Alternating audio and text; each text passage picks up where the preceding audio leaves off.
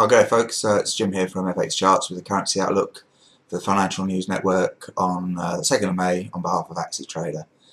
Well, there's not an awful lot to say really today. It's been a pretty quiet session. May the 1st, it's been May Day, and most of Europe's been closed.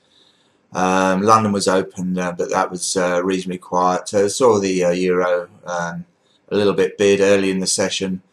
But the highlight of the day was the US ISM manufacturing index, which came out a fair bit stronger than expected. This saw the dollar and the equities markets both spike higher immediately. The euro, though, most of the currencies came back to within their range really. The euro got up to 132.83 and dropped immediately to the low 132 area. But it's pretty much unchanged on yesterday now at 132.30.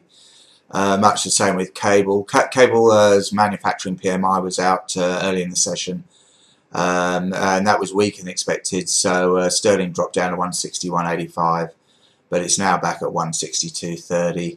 Likewise, the Kiwi and the Swissie are both pretty much unchanged from yesterday.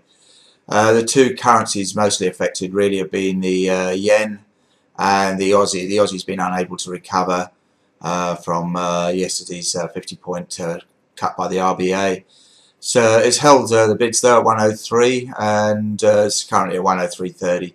So it's pretty much unchanged on the levels of late yesterday afternoon. I think the Aussie's probably going to stay soft. There's another 70 points worth of rate cuts written in before the end of the year. So the upside looks fairly limited for now, but equally there are good sovereign bids on the downside should we see levels down around 102, figure 102.50 area.